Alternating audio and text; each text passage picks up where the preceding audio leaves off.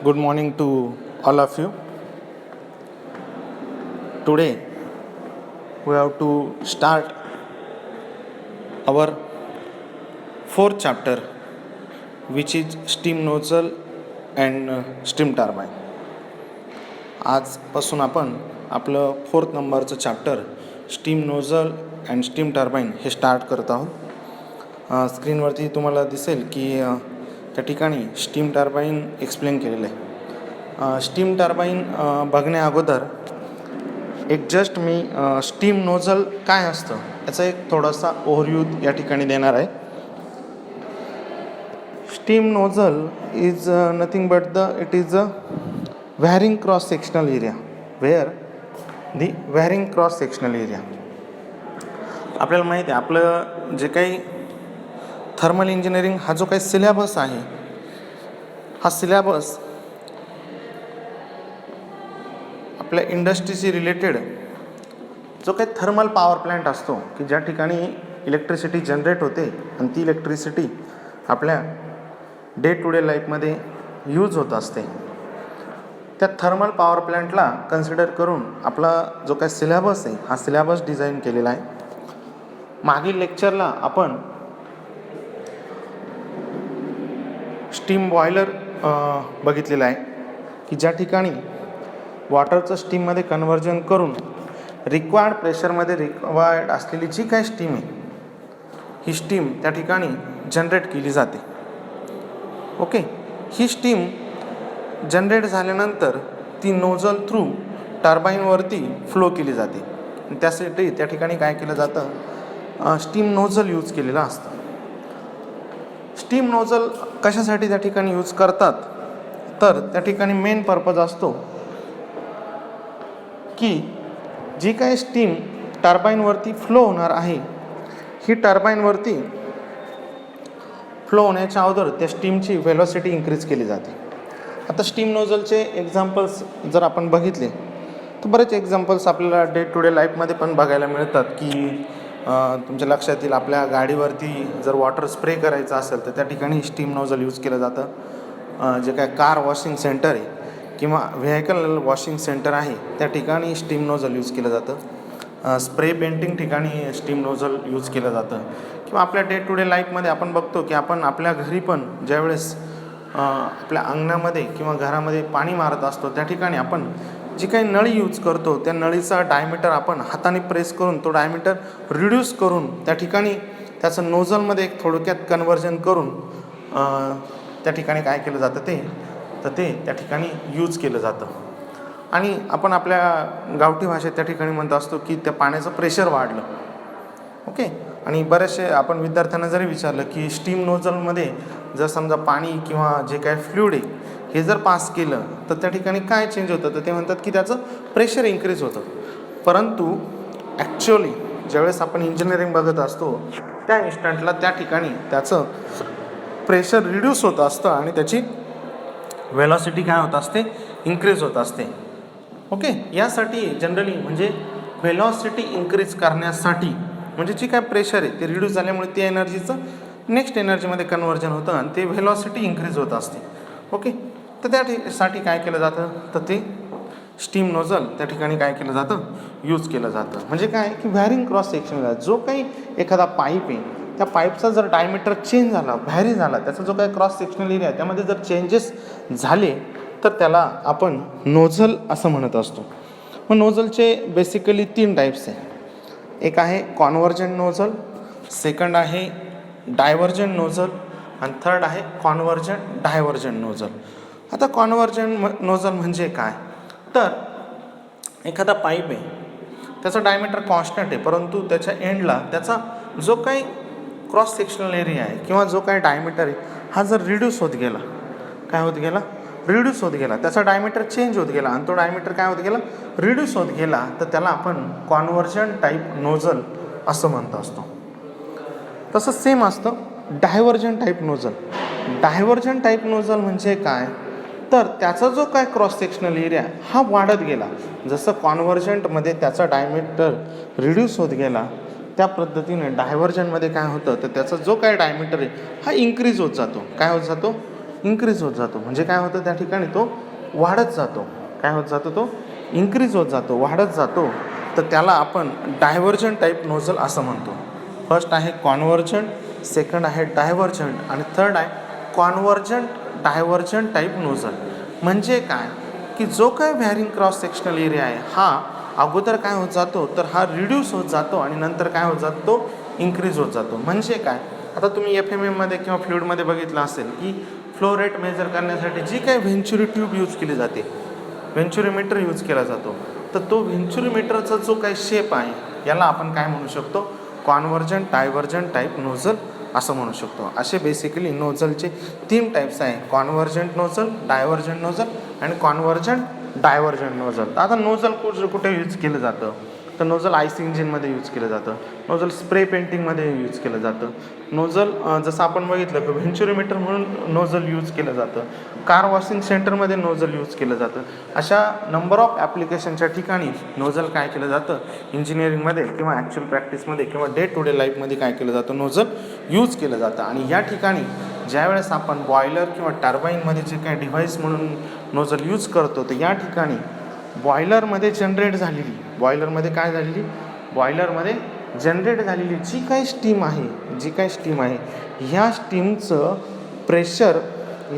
Pressure reduce करून त्याची काय करायचं आपल्याला व्हेलॉसिटी काय करायची आहे इन्क्रीज करायची आहे. व्हेलॉसिटी काय करायची आहे आपल्याला त्या ठिकाणी इन्क्रीज करायची आहे. आणि हाय व्हेलॉसिटीची जी काही स्टीम आहे ही स्टीम आपल्याला काय करायची टर्बाईनवरती काय करायची फ्लो करायची, टर्बाईनवरती काय करायची फ्लो करायची किंवा त्या ठिकाणी त्याच्या ब्लेड्सवरती ती स्ट्राईक करायची. त्यासाठी काय केलं जातं नोझल त्या ठिकाणी काय केलं जातं यूज केलं जातं. ओके, हे झालं नोझलचा पार्ट. आता पुढे आहे स्टीम टर्बाईन. आपल्या सिलेबस जे काय आपण बघणार आहोत स्टीम टर्बाईन आज आपण बघणार आहोत.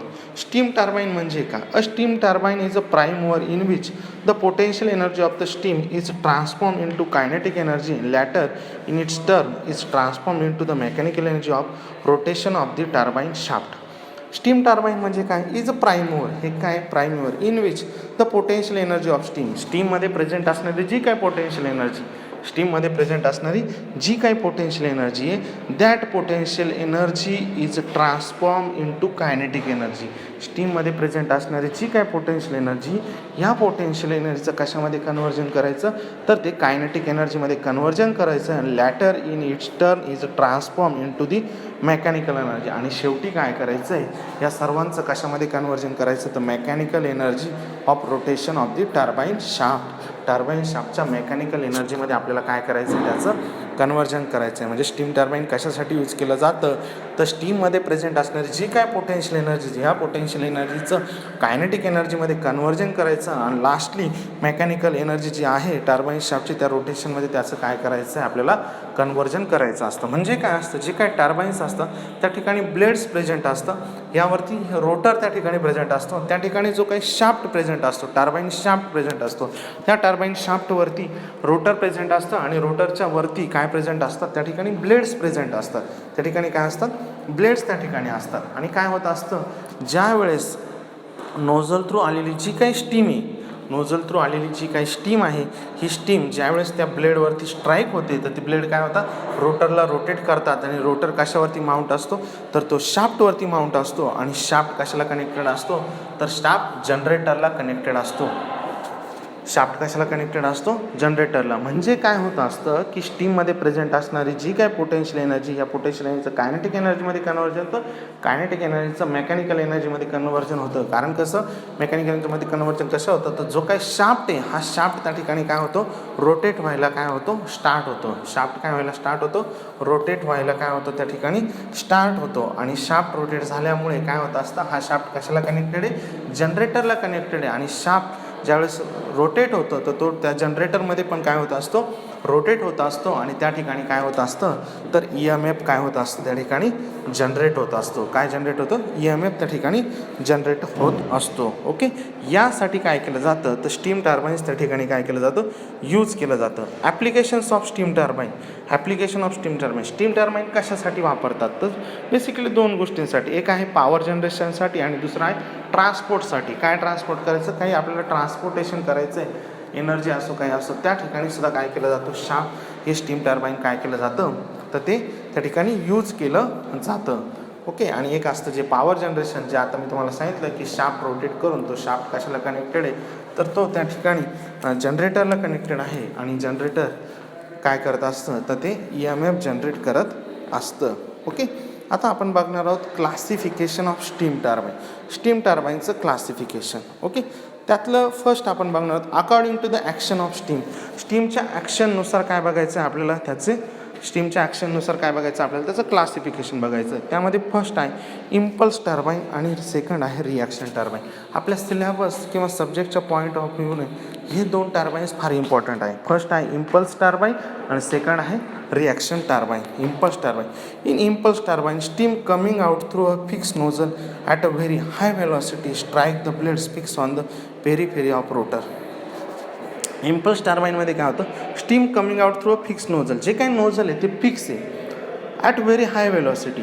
त्या वेलॉसिटीमधून ते हाय वेलॉसिटीनं जी काही स्टीम आहे ही स्टीम त्या नोझल थ्रू येत असते and velocity and strike the blades fix on the periphery of rotor.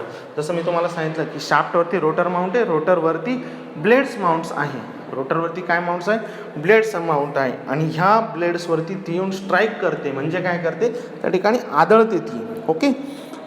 आदळल्यामुळे काय होतं, the blade change the direction of steam flow without changing it's pressure. Blade काय काम करतं, चेंज इट्स डायरेक्शन. त्याचं काय चेंज करतं, डायरेक्शन ऑफ स्टीम फ्लोचं, जी काय steam फ्लोचं direction आहे हे काय होतं, चेंज होतं विदाउट चेंजिंग इट्स प्रेशर. पण त्याचं प्रेशर चेंज होऊन देत नाही. प्रेशर चेंज न होता ब्लेड्स काय काम करतात, तर त्याचे काय करतात, डायरेक्शन काय करतात, चेंज करतात. The force due to change of momentum causes the rotation of the turbine shaft. आणि यामुळे काय होतं, हे त्याच्यामुळे स्ट्राईक झाल्यामुळे प्रेशर चेंज नाही होत, त्याचं डायरेक्शन चेंज होतं, परंतु शाफ्ट काय होतं त्या ठिकाणी रोटेट होतो. टर्बाईनचा जो काही शाफ्ट आहे तो शाफ्ट काय होत असतो त्या ठिकाणी रोटेट होत असतो. याचे एक्झाम्पल कोणते येते, त्याचे एक्झाम्पल आहे de Laval, Curtis and Rateau turbines. याचे जे काही एक्झाम्पल्स आहेत ते आहे de Laval, Curtis and Rateau turbines. हे इम्पल्स टर्बाईनचे एक्झाम्पल्स आहे.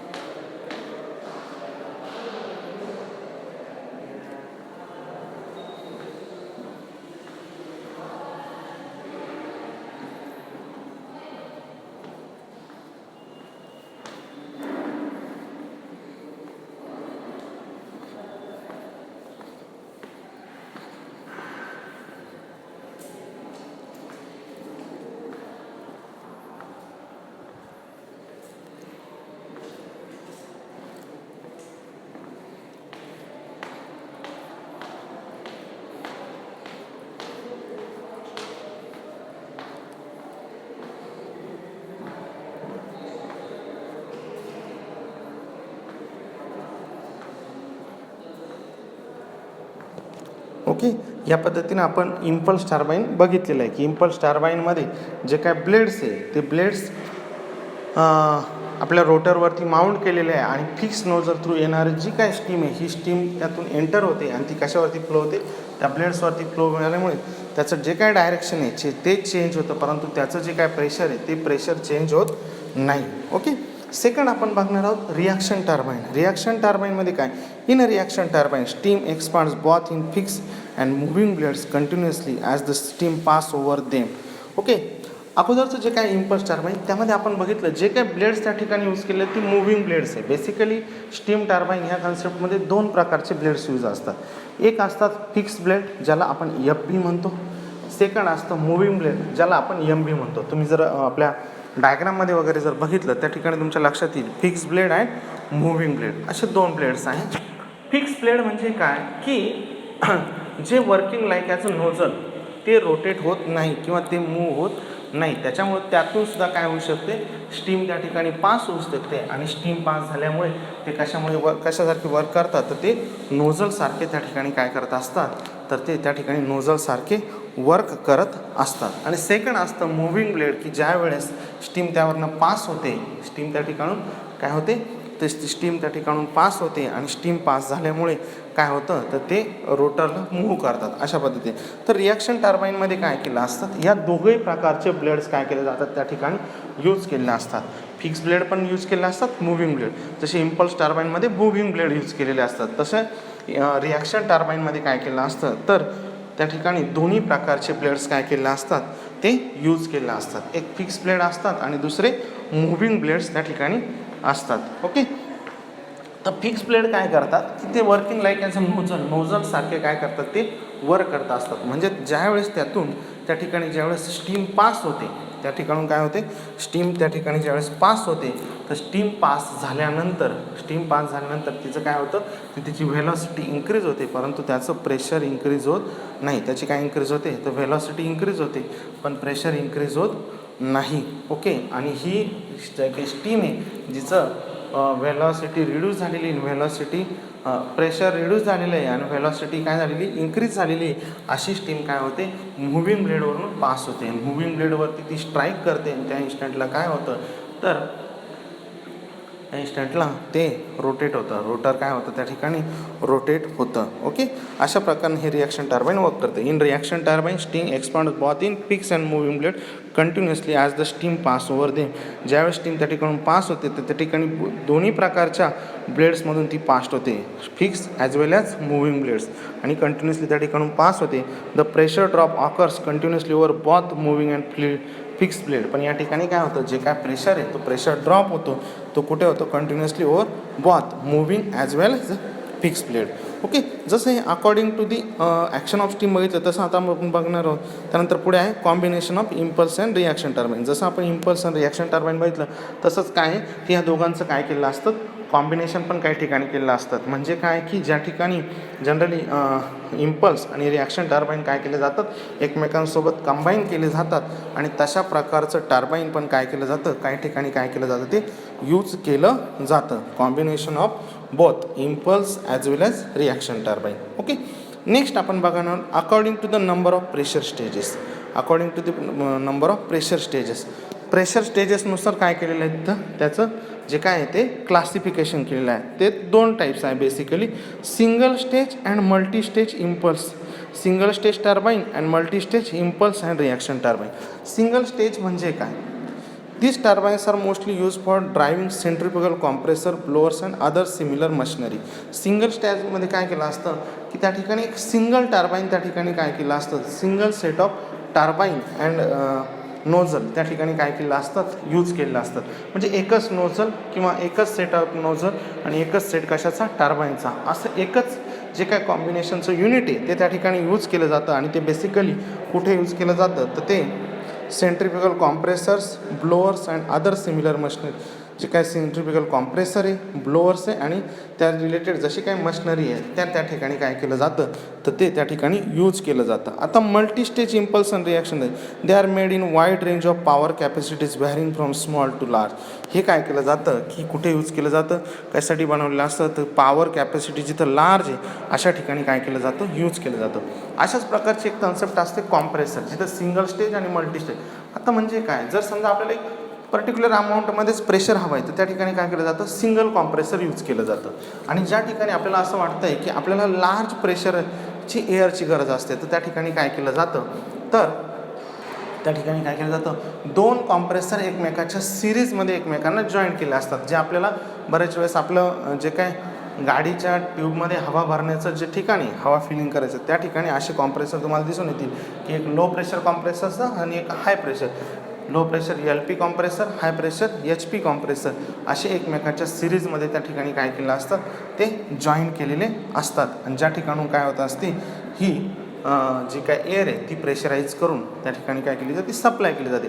म्हणजे मॅक्झिमम हाय प्रेशराईज एअर ज्यावेळेस रिक्वायर्ड असते त्या ठिकाणी असं ते मल्टी स्टेजिंगमध्ये काय केलं जातं, यूज केलं जातं. ओके. त्या पद्धतीने तेच सेम केस असते, की तुमचं जे काही इथं नोझल आणि टर्बाईनचं युनिट आहे हे जर एका सिरीजमध्ये जास्त क्वांटिटीमध्ये जर एका सिरीजमध्ये एकमेकांना जॉईंट केले, तर त्याला काय म्हणतात आपण, multi stage impulse and reaction turbine म्हणजे मल्टी स्टेजिंग, किंवा आपण म्हणतो ना ज्या ठिकाणी इम्पल्स अँड रिॲक्शन टार्बाईन एकमेकाच्या सिरीजमध्ये दोन्ही टाईपचे टार्बाईन्स ज्या ठिकाणी यूज होतात त्याला काय म्हणतो आपण मल्टी स्टेजिंग असं म्हणत असतो. आणि ज्या ठिकाणी जास्त कॅपॅसिटी असते अशा ठिकाणी मल्टी स्टेजिंग जे काही इम्पल्स किंवा multi staging impulse and reaction टार्बाईनची काय असते गरज असते. ओके, आता आपण बघणार आहोत according to the type of steam flow. Exactly स्टीमचा फ्लो होण्याचा जो काय टाईप्स आहे हा कशा प्रकारे. ओके, ॲक्सियल टार्बाईन आणि radial turbine. In this turbine steam flows in a direction parallel to the axis of the turbine rotor. Axial turbine म्हणजे काय की जो काही स्टीम टार्बाईन रोटरचा जो काय ॲक्सिस आहे, स्टीम टार्बाईनचा किंवा टार्बाईन रोटरचा जो काही ॲक्सिस आहे त्या ॲक्सिसला पॅरलल डायरेक्शनने जर स्टीम फ्लो होत असेल, टार्बाईनच्या जे काय रोटर आहे त्याचा जो काय ॲक्सिस आहे त्या ॲक्सिसच्या जर पॅरलली स्टीम फ्लो होत असेल तर त्याला काय म्हणतात ॲक्सियल टार्बाईन. ओके, म्हणजे कसं जे काही स्टीम टार्बाईन्स आहे त्याचा जो काही रोटर आहे या टार्बाईन रोटरचा जो काय ॲक्सिस आहे त्या ॲक्सिसला पॅरलल जर स्टीम फ्लो होत असेल तर तिला काय म्हणतात ॲक्सियल टार्बाईन. त्याला कोणत्या टाईपचं टार्बाईन म्हणतात ॲक्सियल टार्बाईन. आणि रॅडियल टार्बाईन म्हणजे काय म्हणजे ते त्याच्या अपोजिट असले. In this turbine steams flows in a direction perpendicular to the axis of the turbine. One or more low press stages are made axial. म्हणजे काय की ॲक्सियल टार्बाईनमध्ये टार्बाईन रोटरचा जो काय ॲक्सिस आहे त्याला पॅरलल फ्लो होते, परंतु रॅडियलमध्ये काय तर टार्बाईन रोटरचा जो काय ॲक्सिस आहे त्याला परपेंडिक्युलर, टार्बाईन रोटरचा जो काय ॲक्सिस आहे त्याला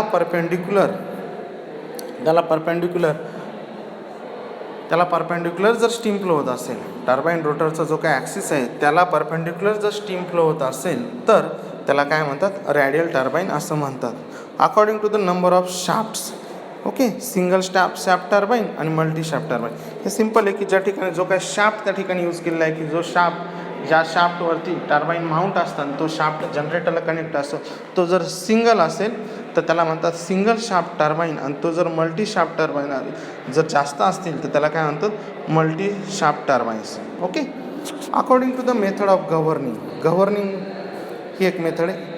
टार्बाईन्स with throttle governing, turbines with nozzle governing, turbines with bypass valves. In this turbine, fresh steam enter through one or more, depending on the power developed, simultaneously operated throttle valves. Turbine with throttle governing म्हणजे काय त्या टार्बाईनमध्ये काय होतं जी काय fresh steam आहे ती enter होते, एक किंवा जास्त जी काही पॉवर डेव्हलप होते सायमल्टेनियसली ऑपरेटेड होते त्या ठिकाणी जो काही थ्रोटल वाज यूज केलेला असतो त्याला म्हणतात turbine with throttle governing. Second आहे turbine with nozzle governing. In this turbine fresh steam enters through one or more consecutively opening regulators.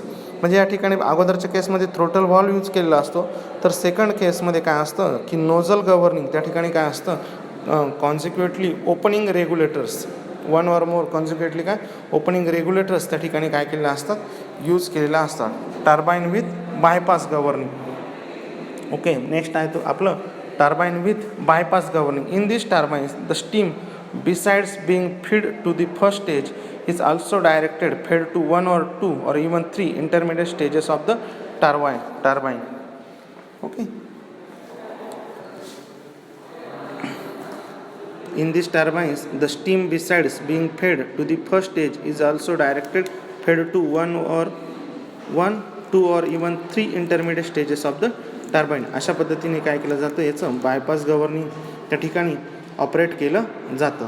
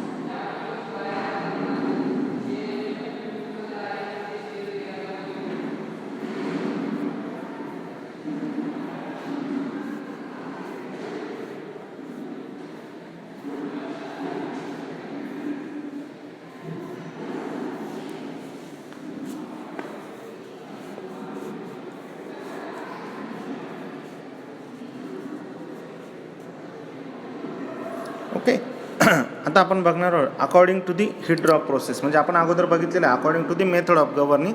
त्यानंतर आपलं जे काही क्लासिफिकेशन आहे according to the heat drop प्रोसेस. त्यातलं फर्स्ट आहे condensing turbines with generators. Condensing turbines with generator. Generator म्हणजे ज्या ठिकाणी काय केलं जातं, EMF और दी इलेक्ट्रिसिटी काय केली जाते, जनरेट केली जाते. In this turbine steam at a pressure less than the atmospheric is directed to the condenser. या ठिकाणी काय या टर्बाईनमध्ये जी काही स्टीम आहे तिचं प्रेशर किती आहे, ॲटमॉस्फेरिक प्रेशर कमी, is directed to the condenser. कुठे डायरेक्ट होते ती, कंडेन्सरला डायरेक्टेड होते. The steam is also extracted from intermediate stage for feed water heating. The steam is also extracted for intermediate stage for feed water heating. The latent heat of exhaust steam during the process of condensation is completely lost in turbine. जी काही लॅटेंट heat आहे जी exhaust स्टीमची या प्रोसेसमध्ये ती completely काय होते, lost होते, किंवा या टाईपच्या टर्बाईन्समध्ये ती कम्प्लिटली काय होते. आता लॅटेंट हीट म्हणजे काय आपल्याला माहिती आहे, हीटचे दोन टाईप्स आहे. एक असतं सेन्सिबल हीट आणि दुसरी काय लॅटेंट हीट. सेन्सिबल हीट म्हणजे काय, जी हीट आपण हाताने ऑब्झर्व करू शकतो, किंवा जे काय आपलं ऑर्डिनरी थर्मोमीटर आहे त्या थर्मोमीटरने हीट काय करू शकतो, मेजर करू शकतो, तिला म्हणतात सेन्सिबल हीट. आणि लॅटेंट हीट म्हणजे काय की ज्या हीटमुळे काय होतं, फेज चेंज होतो. फेज चेंज होतो म्हणजे काय, solid to liquid, liquid to gases, तिला काय म्हणतात, लॅटेंट हीट म्हणतात. त्या टाईपची हीट या ठिकाणी काय होते, कम्प्लिटली काय होते, लॉस्ट इन दिस टर्बाईन. या टर्बाईनमध्ये ती कम्प्लिटली काय होते, लॉस्ट होते. ओके. सेकंड आहे condensing turbines with one or more intermediate stage extraction. In this turbine, the steam is extracted from intermediate stages for industrial heating purpose. In these turbines, the steam is extracted from intermediate stages for industrial heating purpose. Okay.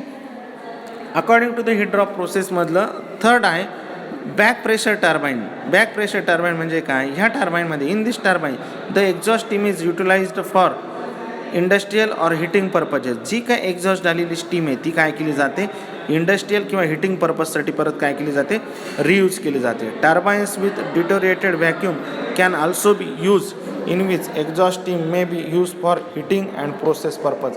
या ठिकाणी काय होतं, exhaust होणारी जी काय steam आहे, okay, ती steam काय केली जाते, परत काय केली जाते, त्या ठिकाणी रियूज केली जाते बॅक प्रेशर टर्बाईनमध्ये. आणि त्यातलं फोर्थ आहे topping turbines. In these turbines, the exhaust steam is utilized in medium and low pressure condensing turbines.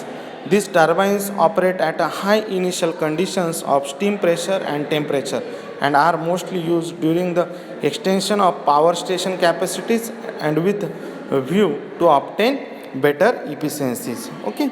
आता आपण बघणार आहोत according to the steam conditions at inlet to turbines. According to the steam conditions at inlet to turbine. टर्बाईनच्या इनलेटला स्टीमच्या जी काय condition आहे त्यावरनं काय केलेलं आहे, टर्बाईनचे क्लासिफिकेशन केलेलं आहे. त्यात आहे low pressure turbines. This turbines use steam at a pressure of 1.2 to 280 आहे. लो प्रेशर टर्बाईन म्हणजे ज्या ठिकाणी जी काय स्टीमचं प्रेशर आहे ते काय आहे, खूप कमी आहे. किती तर ते 1.2 to 280 आहे. ओके.